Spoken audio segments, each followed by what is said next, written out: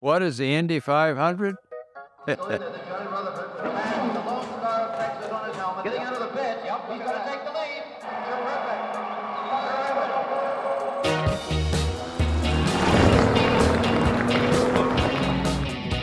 The 58th running of the Indianapolis 500. I feel it every time I go to the circuit, every time I go into that tunnel and drive in. You can't imagine the immense size of it. That certainly still continues to blow people away. When a trumpeter who is standing in the starter stand plays taps, there's 300,000 people in the stands. You could hear a pin drop.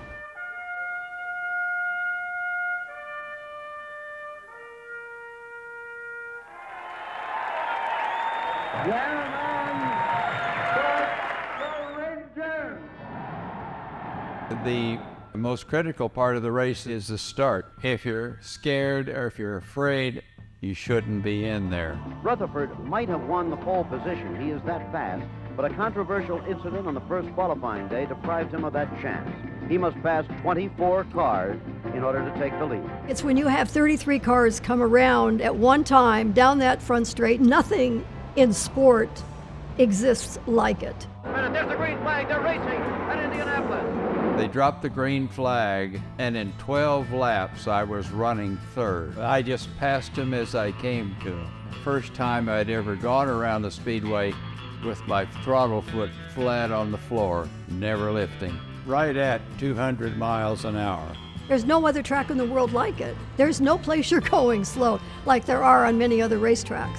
All of that combined, high speed, no room for air, no room for loss of concentration, and no room for mechanical failure. Everything happens very fast after that. Johnny Rutherford is still closing in on the leader, closing in on A.J. Foyt. Johnny Rutherford has never won, neither has Team McLaren. A.J. Foyt and I put on a duel. He had a little more speed down the straightaway than I did, but not much. And I could have forced the issue, but I just raced him really clean. He started having problems. Kenyon, look out. He's smoke from AJ. All right, now what can that mean? Can't see that could be good news no matter what.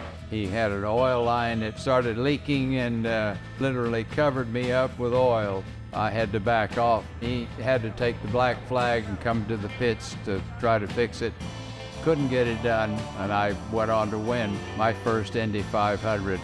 And the Lone Star of Texas on his helmet. He'll take the checker flag and win the Indianapolis 500 on his 11th try. Win the race from 25th starting spot.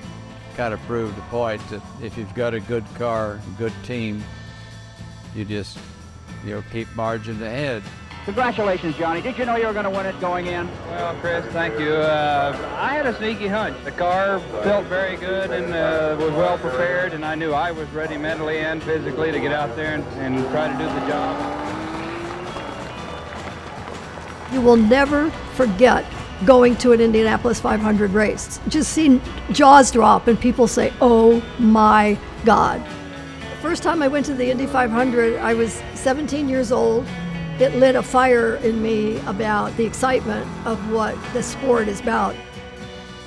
500 miles, you're sitting in that stinking hot race car for 3 hours, making pit stops, trying to put it all together, and when it works, it's wonderful.